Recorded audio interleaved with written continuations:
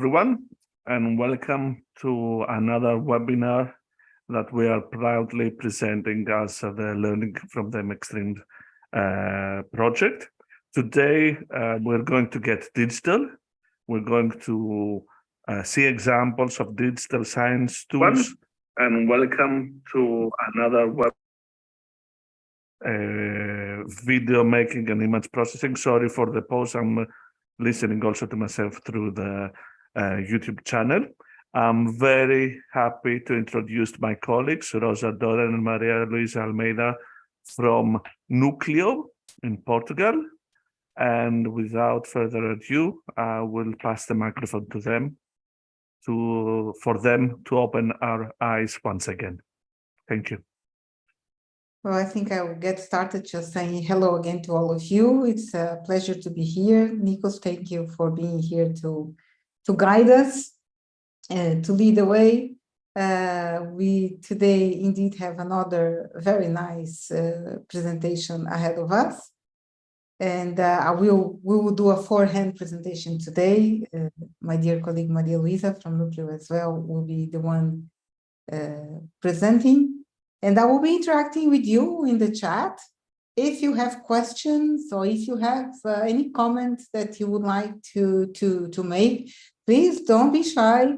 Let them come, and I will be informing Maria Luisa if she needs to stop a little bit to answer your questions, okay? So Luisa, the floor is yours. Thank you so much.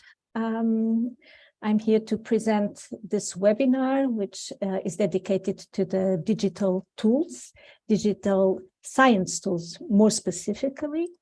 I'm going to share my screen. I hope you can see it well. We do. Thank you.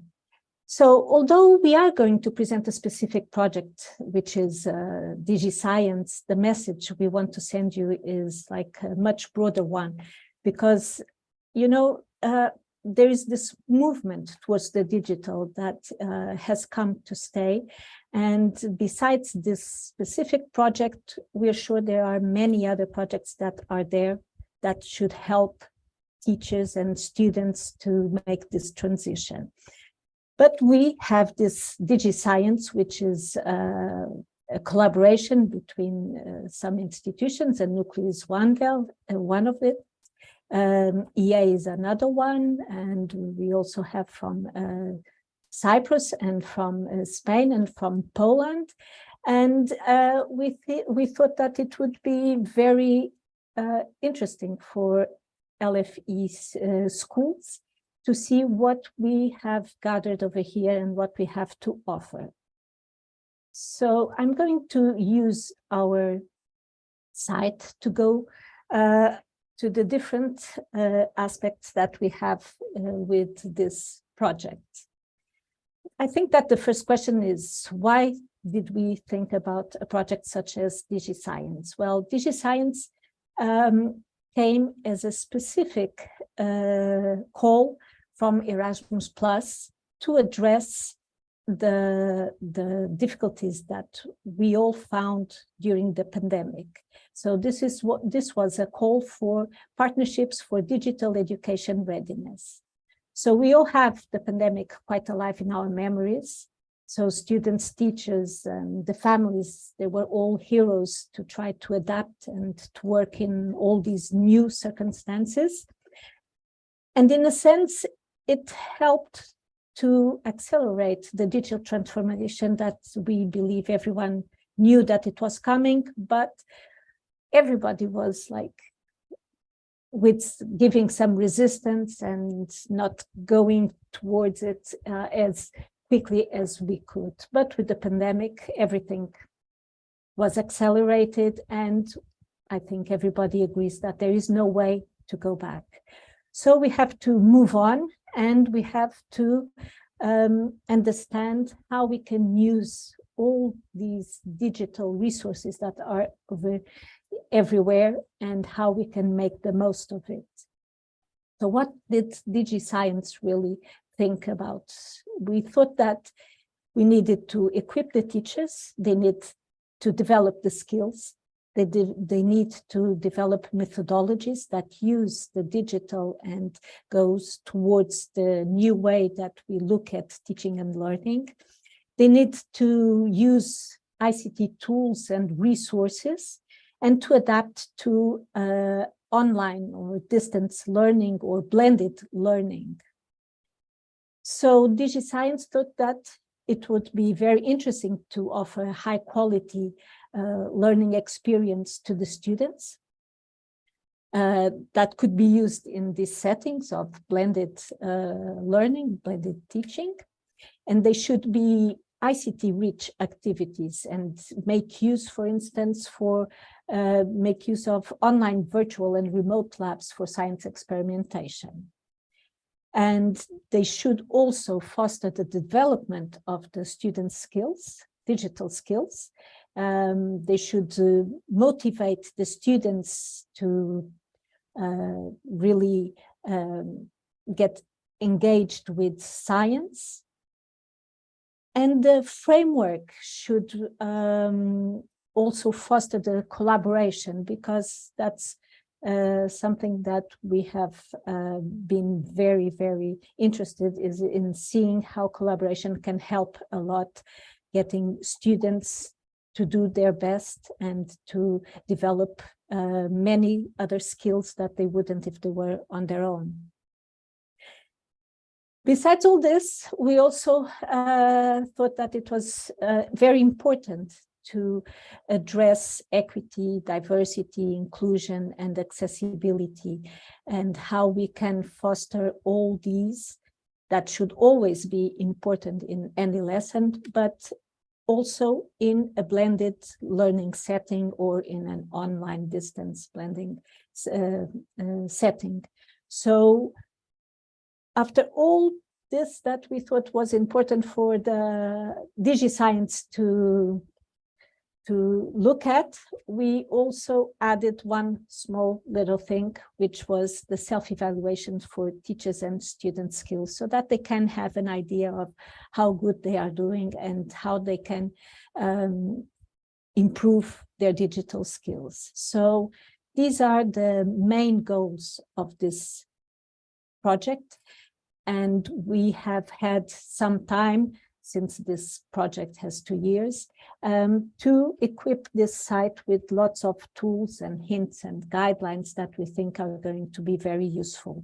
And they are going to be very useful not only when you have online sessions, but also in your face-to-face classes. Many times you do have the computers there, you do have the tools, you do have all the equipment necessary to make use of the digital skills of teachers and students and promote all these resources that we will look now into in more detail. So besides the pandemic being over, we still need to do this next step, to use what we have learned that can be very useful for our science lessons. And besides the scientific look that we are going to have over here, many of what we are going to look at can be applied not only to science lessons, but to all subjects. So let's start with the teacher's framework, the DigiScience framework, I'm sorry. So over here we have this scheme that can help us explain how DigiScience thought could be useful for the teachers. First of all, we have over here the pedagogical approach. So especially for science, science lessons, we would like to quit a little bit of the traditional lessons and promote an inquiry-based learning approach. And over here, if this is a Genially, I don't know if you recognize, but with the Genially, this allows us to peek over here and see what we have described. So in this Genially, we can have like an overview of what resources we have put into our site. About the inquiry-based learning, we can have here a small description. You can describe inquiry-based learning in different ways, but the base will always be that we are going to have our students as scientists. So they will go through the phases of a scientific investigation.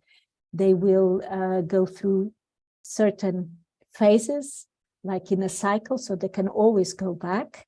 Of course, you can find different phases in different definitions of inquiry-based learning, but that is not the main issue. You can have 5 phases, you can have 7 phases. That is not really important. What is important is the attitude. It's the student-centered methodology that we have here behind, and how you can really make the most of this approach when you are teaching science.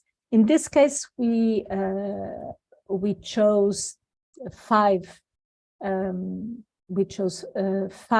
phases, although over here there are only 4 because the communication is always over here. But you can find more details afterwards about the inquiry based model that we chose. And if you know another one, you will see that it's not that different, and everything that is promoted over here, it will also be promoted in what you have used before. So the pedagogical approach, which is an inquiry-based approach, was defined over here with these 5 phases, and you can find short descriptions over here of what is intended in each phase. So this is just an overview of the framework of DigiScience. So besides the pedagogical approach of the inquiry-based learning, we have guidelines and lists of ICT tools that you can use for the teaching. And we thought that it was very important also to help teachers see how they can have students collaborate, both synchronous and asynchronous. As I said before, all lessons should address the equity, inclusion, and diversity. And over here, we have exactly that. You can read a little bit about what was behind the idea of having these elements over here. And of course, the self-assessment tools that I talked about before, which are also helpful for both teachers and students. So this is, in fact, an overview of what we have in our site. So I'll go back to our site, and we will together try to explore what you can find over here that can be useful for everyone. So I'll start over here with the innovative practices for science education. And we have a Genially that will help us go and see what we have prepared. But if you couldn't see it online, you can always download, and you can also see how we build on work that was done before. But let's view online what was prepared for the innovative practices. So over here, we're going to address the inquiry practices, the collaboration, and the ICT tools. So we prepared this traditional versus inquiry practices, which lists in a nice way how for each phase there are certain traditional practices that many teachers adopt, and how they can change to an inquiry practice. Of course, we don't expect, and our experience has told us that one of the most frightening things for a teacher is from one moment to another just to change completely the way that they usually teach. Our idea is to give small guidelines, and the teacher can choose what they want to start changing, and they can go step by step until they feel comfortable. And in the end, they'll probably be able to make the transition from those traditional practices to inquiry practices. Let's see one or another example. For instance, I'm going to go here and traditional practices within the conceptualization and questioning phase of inquiry. So many times, teachers neglect to identify the students' prior knowledge, and they just develop the lessons activities based on them. And sometimes to try to refresh their prior knowledge, they simply ask direct questions. And many times what happens is the student just doesn't know immediately the answer and thinks he won't understand anything. And it's not very engaging when the idea you have is that I don't know what is needed to follow the lesson. Well, in an inquiry practice, you can act in a different way. First, you can ask questions that can help students recall their past knowledge. They can be questions that are not directly the questions that you want, but they are about the subject. They have some reference to the subject, and the students have the tendency to start thinking about the subject and trying to recall what they know about the questions that are being made. So if you connect certain questions with the subject that you're going to teach, you will have them recall much more prior knowledge than they thought they had. So it is a practice that will help them a lot to be more engaged and to be more confident on what they know about the subject. This last sentence over here says, give the floor to students and provide ample time for them to think and express themselves. Well, when we say provide ample time, usually that scares all teachers because most teachers do not have so much time that they think they are wasting with something that they could have done in like 3 minutes with 3 questions, direct questions, and that was it. Our experience says that the time you invest over here, you will gain afterwards, because if you have the children, the students motivated, if you have them recalling everything they know about the subject and their predisposition of going into the class and into the subject that you are going to teach, will make you gain so much time afterwards, besides being much more productive for the students, and the learning that they have will be much more profound. So don't get scared when you think about the time you're using for certain activities that you could have done in a much more direct way, because that will be returned later in a much productive way. So this was an example of the conceptualization.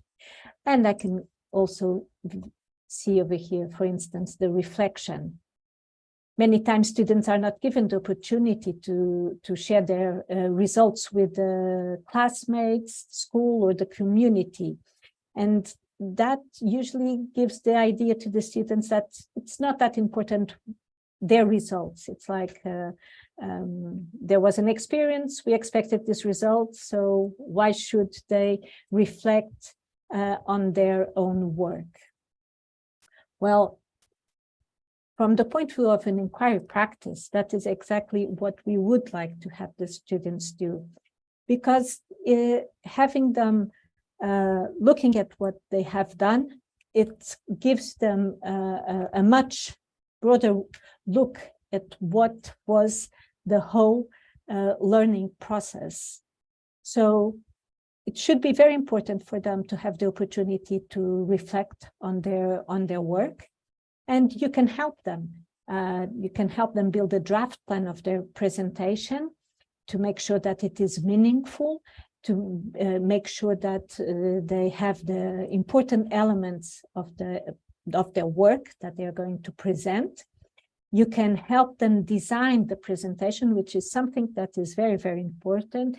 For instance, encourage them to use images, graphs, and keywords for the presentation. And help them pick what to include and what not. So these are just some guidelines of something that should be always done after one scientific lesson where they explore a subject and they go through analysis and conclusions, and in the end, the reflection should be an important step in their process. So this is a way of going from traditional practices to inquiry practices, and I hope that you find all these suggestions useful. Going back to the main page over here you can see that there are ways of fostering collaboration using asynchronous and synchronous setting. And again, we can have here the separation between the phases and ideas of promote the collaboration in both ways. So I can look over here, for instance, for the synchronous setting. For the orientation, there are apps or tools that you can use that can help students gather the information from in different groups. So you can have them work with these tools or these apps. Doesn't have to be simultaneously. Over here we have two examples of concept maps or quiz tools that they can consult before. And so when you get to the classroom, they have already shared and looked at certain aspects of the subject that you are going to teach. So over here, we have some examples of what you could use for a synchronous collaboration. And for instance, for synchronous setting, since we are in the orientation phase, you can use a Padlet and a Mentimeter, and all at the same time they can share their ideas and their knowledge in real time, and you can have a whole class discussion about what they have presented. For another phase, for instance, for discussion, you can use, for instance, a blog post where you can organize the exchange of views with scientists or other students who have investigated the same topic, for instance, and that could be made asynchronously. Or in a synchronous setting, you can, for instance, have a collaborative text editor like a shared wiki, Google Docs, or you can use a conference platform for like Zoom or Microsoft Teams. So over here, you can find lots of suggestions for fostering collaboration, both synchronous and asynchronous. And as we said, what we also wanted to provide teachers was tools that they can use when they are using the inquiry practices or when they are using the collaboration. So over here, you can find a list of ICT tools for each one of the inquiry phases. This is organized in the following way. Over here, we have gathered them by inquiry phases, while over here we have gathered them by the tool category. I'm just going to show you. For instance, for the orientation phase, you might want to have a presentation. These are examples of apps or tools that you can use, like a Prezi or a Google Jamboard. If you want to post, you can use a Padlet. If you want to prompt, you can use an hypothesis tool. Games and simulations, you can use a teacher observation tool, or if you know GoLab, a data viewer or observation tool. And so that, yes. And so on. So over here, you can find lots of suggestions of ICT tools that you can use in each one of the inquiry phases. Over here, you can see those tools, but by category. Oops, over here. So if you want assessment, these are some suggestions like Kahoot for all rubrics. Drag and drop, you can use question scratchpad, feedback collection, Google Forms, posting, Padlet, and so on. Video making at Puzzle, for instance.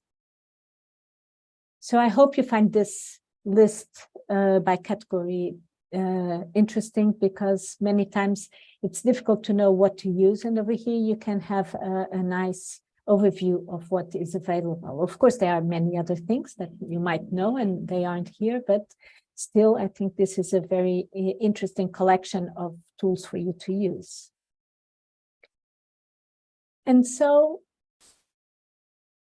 I think that this gives you a nice idea of the innovative practices for science education that we have prepared, these guidelines, and that you can get inspired, get inspired to use.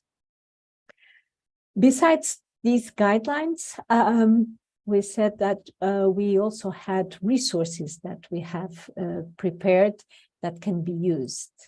Over here, you can have an idea. These are the resources that are ready to use. All of them. I'm going to open this one that helps you get to know the heart. You can have here a brief background information, the age range, how much time you need to present it in a class, and the learning objectives. And then we have prepared the activities in a way that you can just download a version, or you can access the online version. So I'm going to show you how we have prepared the online versions. These are inquiry learning spaces from the Go Lab. And over here, you can preview how the lesson goes. So this lesson, we are going to explore the heart, and we have here the different phases of the lesson. We haven't used the traditional orientation, hypothesis, data analysis, and so on. We have used other titles that in the end will do the same thing as the different phases. And over here, this is an online lesson that can be used if you have the students in the classroom with computers or with tablets, or you can have them do this at home. It can be synchronous, it can be asynchronous, that will depend on what the teacher wants from this lesson. Over here, you have just an example of how this lesson could be given by the teacher to the students. We have apps over here, we have tools, for instance, a drop menu where you can, a drop tool where you can put here things that you have scanned, for instance. You have images, and you have questions that you can answer. You have here a nice name the frame where you can label. And then you have a nice video teaching you how to make a model of the heart, and so on. So listen to your heart. Over here, you're going through the different phases of the inquiry. And in the end, you have the presentation of the work you have done. So this is an example of one of the activities we have prepared. As you can see, there are several of them. There will be 20 altogether, and they go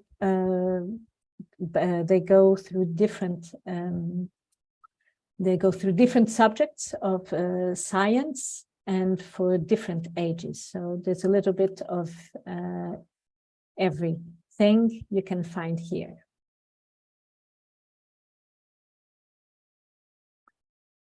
Besides the resources, we also have collected a few videos so that they could inspire teachers also to make their own videos. So if you go to the YouTube, DigiScience YouTube, let me just see where I have.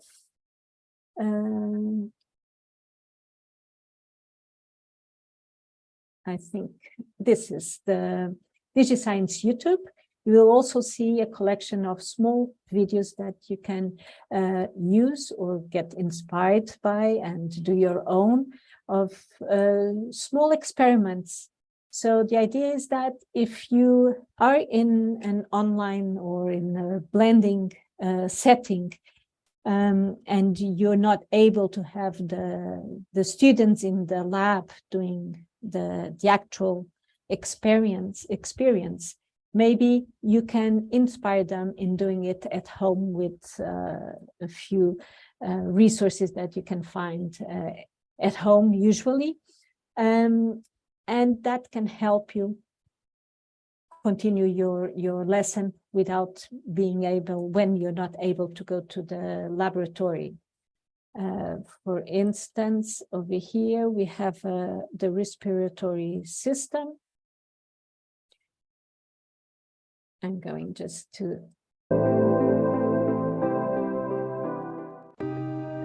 Για να φτιάξεις το δικό σου μοντέλο πνευμόνων θα χρειαστείς ένα ψαλίδι, 3 μεγάλα μπαλόνια, 2 πορτοκαλί ή κόκκινα και ένα άλλου χρώματος, μία μονοτική ταινία, I'm going to pass just to show you that ένα πλαστικό μπουκάλι. Συνέχεια, κόψε τον μπαλόνι. So here is the end product that they can use to develop their science lesson. Κόλλησε με τη μονοτική ταινία κυκλικά το σημείο που συνδέονται το μπαλόνι με το μπουκάλι. So these are small videos that we thought could be useful as they are, but also we would like to have teachers make their own videos, because of course we couldn't have that many videos that can help all teachers in all subjects for all ages. So if the teachers can have an idea of a simple way of explaining the laboratory experiment that they would like to have the students do or see, they can make themselves the video. So over here, developing teachers' digital competencies, we have an orientation for video making.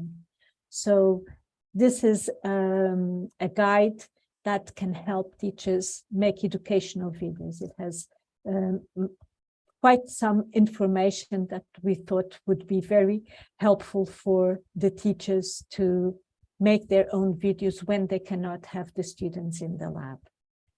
And so we invite you to explore and try your own. So going back here.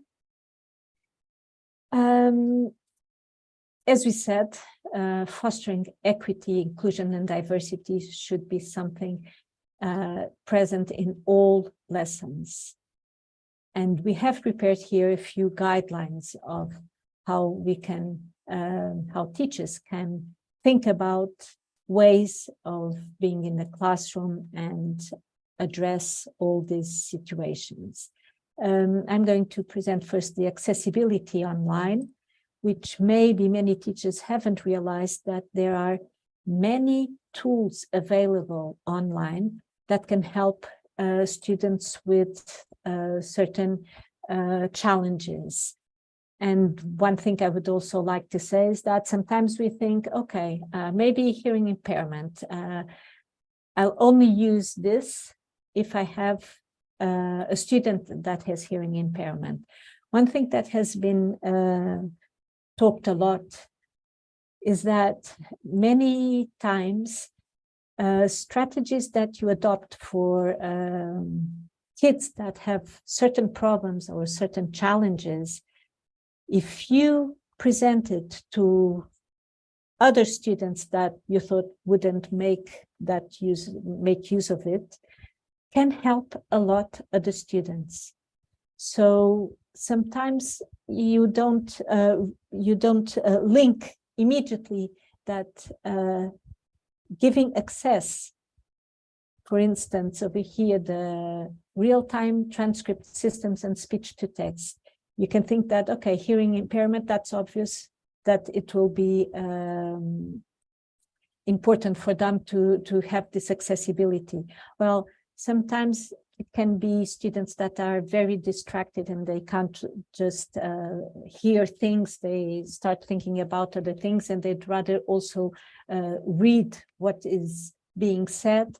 It can be students that don't know the language that well when they listen, and maybe if they can read, they can follow the lesson better. So there are many ways that all these accessibility instruments that you have over here can be useful for students besides the impairments or the challenges that we see over here. So it is worth having a look. There are many online solutions that have been already put free on the online tools that you can use for your classes. So over here, if you click on the plus sign, you will see some examples of what you can use if you want to help your students. So I think that now I will ask Rosa to explore a little bit the equity, diversity, and inclusivity dimensions and the universal design for learning principles, since she prepared these presentations. Sure. So I will share my screen. Okay. So I think Maria Luisa already presented where we can find these tools. I have to say that this is still a little bit work in progress. There are a few things that I still want to twitch, but in a nutshell, the message is there. So you will find here the various dimensions, and again, it's a genuinely and I strongly advise you to use. It's a super nice platform, and to get you started, because not everyone has thought about all these different aspects of inclusion in general, or maybe we cannot, it's not okay even to call this all these dimensions as inclusion. I decided to clarify first what's the difference between the different things.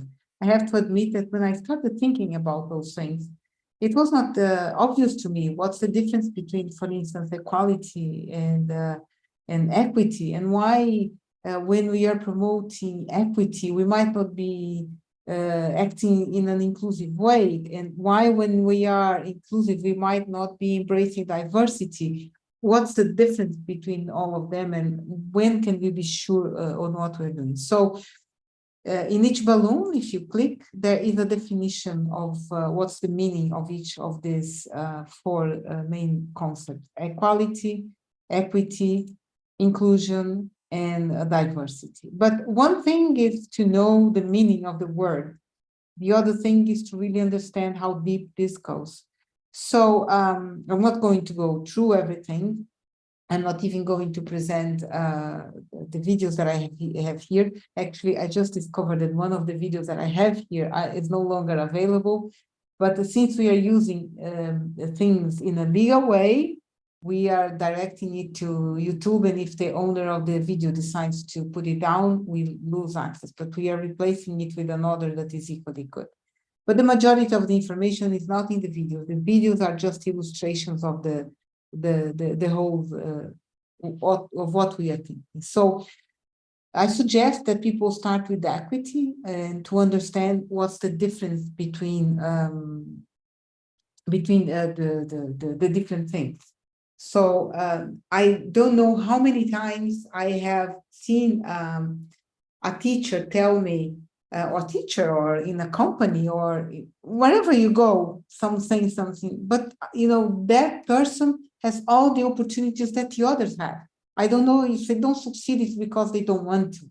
And that's not really true. We know that that's not how equity works. Equity works when you provide to each one the support that they need. So we already had a session about this. I'm not going to give the same discourse again, but I think it's important that you remember that if you treat students trying to please the average, you're not pleasing everyone. If you're providing too much support, you might be hindering the development of kids that are already advanced and more capable of navigating alone in the discipline that you are preparing them to work on.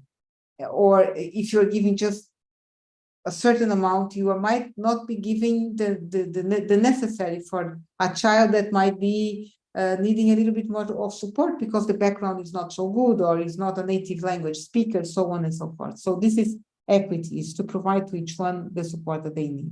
This is the video that is no longer available.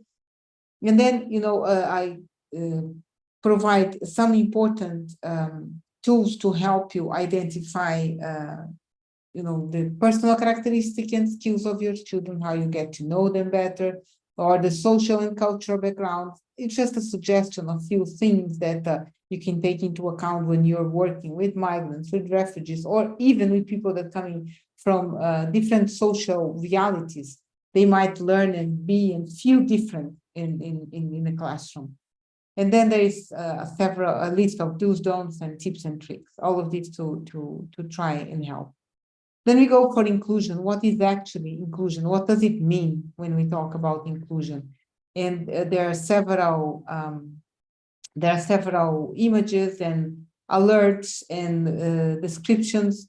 And then we talk about inclusion in general. We talk about gender, and we talk about stereotypes, and also.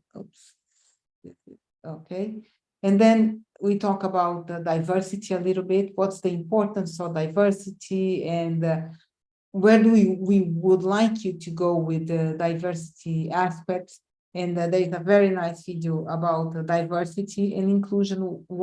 I heard the other day that people are doing too much effort in some places to be diverse and inclusive, but sometimes it's an artificial thing because people are not feeling engaged, motivated, or part of the process. So this is all something that is important. Of course, you might think, well, in my classroom, I'm not really going to pay a lot of attention to that because everyone is feeling included, but you might consider this twice. So again, do's, don'ts, and tips and tricks to help you navigate this. And so as I said, I'm not going to go too much in extent in this. As you see, I put this button in the wrong place, so I cannot interact with it. Okay, so you can navigate, and please let me know if you explore this genially, if it's clear to you what are the messages. And if you would like some more support in one piece or another of it. So this is one part, it's the part of inclusion in general. And then there's the universal design for learning. We already talked about it. And as I said, and before I navigate, I'll say it again. It's easier to apply than to read the guidelines. The guidelines sometimes have a very dense language that is not easy for everyone to embrace what it is saying. I'm sure that most of you are using this with your students. I witness that every time I visit a school or a classroom, how teachers try to be using these principles without even knowing that they are doing it. So the whole framework is divided in three main strands: the why, the what, and the how. So in another word, is the why is, why should I teach it? Why should I learn it? You know, students might think, why do I have to learn this? So it's how you engage the students about the importance of something they are going to learn. The what is the way that you present the information to them. You might need to adapt it to the needs and interests of different students. And that also works for everything in life. The way you present things, it's different for different people if you want to have the same impact. And the how is how much freedom you give to your students to express what they have learned. So here are this is not something that we invented for the project, but it's something we try to put it in a user-friendly way. It's the whole framework of the universal design for learning. So you have here each of the items of the guidelines, and in each of them where you see this plus button, for instance, minimize stress and distractions. If you click, you have some suggestions on how you can do that in practice. So avoid unnecessary challenges, be aware of sensitivity of learners. An energizer should be introduced to lighten intensive hours of work and concentration, so on and so forth. So it's practical things that you can do in each of them. And this goes for each of the three strands. For instance, in this one, illustrate through multiple media, make learning come alive with simulations, graphics, activities, and videos, blah, blah. So I could read it all, or I could suggest to you, if you want to make sure that you are embracing the universal design for learning, you can go to DigiScience and navigate this genially and create a to-do list for you, 1+ at a time, one of these at a time, including this in your students' learning experience. So again, each of them has a plus button where you find more examples. And I am trying, since DigiScience, I didn't manage to finalize it for DigiScience, but I will be trying to finalize it for Learning from the Extremes, to add a few game-like activities that will help you integrate easily and embed in your learning, in your facilitating, while you're facilitating learning, you will learn to use those things, and it will come natural to you how to apply those things. So I'll stop sharing my screen and give the floor back to Maria Luisa. Luisa, I hope this is what you expected me to present. Yes, exactly. That was what I was expecting, because since you prepared those genially, I think you gave a better idea of what the teachers can find there. And of course, it's always nice to know what you can find there and how useful it can be. And all the troubles you had finding things that were exactly what you wanted to put there. I think I have still two more things that I'd like to show you that we can, one of them we can find in this site, in the DigiScience site, and the other one, the link is still not here, but it will come very, very soon because it's already prepared. So as we said, we also added the DigiScience assessment tools. This is a nice way for students and teachers to have an idea of how well they are doing in their digital skills. We have the self-assessment of digital tools usage for students, and over here for teachers. This has been prepared as a form, but you can also find it as a PDF. And after answering the self-assessment, students can look for the report on how they did. The same thing for the teachers. So it's very easy to be used. It's a Google form. Just let me put here something like this. Does it access?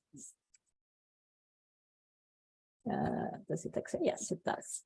So it has to do with communication and collaboration. It has to do, I would have to answer everything, which is not what we want to do right now. But it goes, let me just come back here. And if I open the PDF, maybe it will be easier to explain what, I don't think I'm going to be able to show you the questions, but well, you can always get there and look at the questions for yourself. So the idea is just to have students and teachers answer a small Google form and then analyze how they feel they are as to their digital skills and how they use the tools, how they implement things. And the other thing that's still missing over here, because we still haven't put in the link, but we will do that very, very soon, is a MOOC that we have prepared. I have the MOOC over here. It's already opened. And as you see, it's a small MOOC, but I think it can help teachers to go through everything that I showed you today. It's not that things are complicated, but in the end, there are many things that I ended up showing you. And with the MOOC, I think it can be easier for some teachers to understand what we have put together over here and how to go through all this material. So it's a MOOC that it's not very long and it's self-paced, so it's free. And you can go through the DigiScience guidelines and resources, going through these different modules. So as you see, it's not that much, and it can help you make this transition to the digital settings and help you with the online blended, and even face-to-face using digital equipment.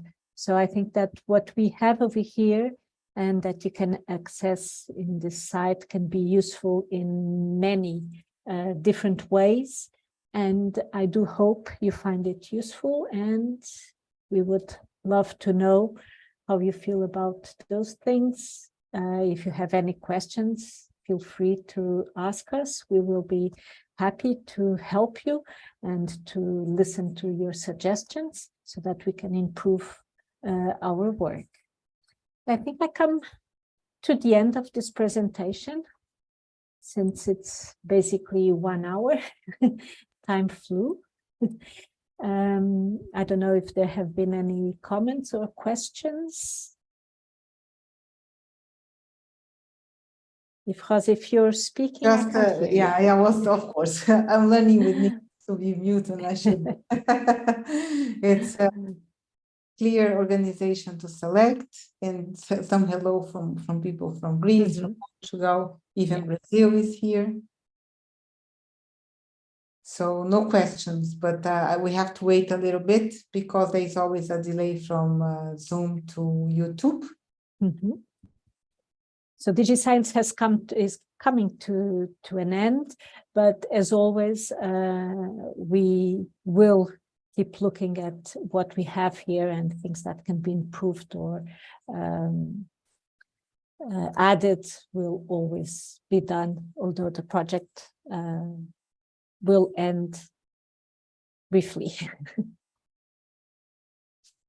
So maybe while we wait for questions, I would like to say, I mean, you are noticing that we are running these webinars every week now because we have so much to share with you. And I would like to remind you that all the webinars are being recorded and they are in the playlist of the channel of Learning from the Extremes. You can find them all there. And also, I would like to tell you that next week we have a super webinar. We are going to have a virtual visit to the European Southern Observatory. Super, super duper cool. Gustavo this time will be leading us. So I think I wouldn't miss it. So I hope to see you again next week.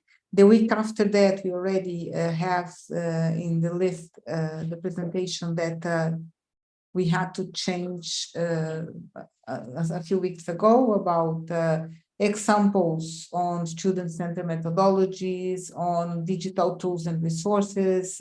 It's another example of digital from a project called Design PT. And there's a lot to come to you in June.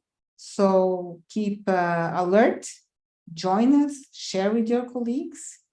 And I guess I give the floor to Nikos. Of course, you give the floor to Nikos now that you have said what I wanted to say. We cannot hear you very well. You have to put your mic in place. Yes. Right. Thank you, everyone. Thank you to all the teachers around Europe that participated in this webinar. Thank you to Rosa, Maria Luisa, and Gustavo for your efforts. As Rosa said, this is one of the series of the webinars. Next week will be with you. Check the list and the new events on the website and on the LFE community. And hope to see you next Wednesday. Thank you all. Take care. Thank you. Before we close, there's a question in the chat also for you if how they can have access to the presentation in GNLD. Everything is in the site. So what I showed you today was all accessed by the clicking on the site, except the MOOC, but that will be there very, very soon. So just everything is in the site. I just put the link again to DigiScience here, and the specific part for the Genialese. It doesn't appear on the transmission, Rosa. You have to put here on the Zoom. Okay. And I'll relay. Okay, just a moment. Because only the channel. Directly to the Genialese is this link that I just gave to Gustavo, and if you wait for a moment, he will just I just put it on the chat on YouTube. And you know, almighty Gustavo, please.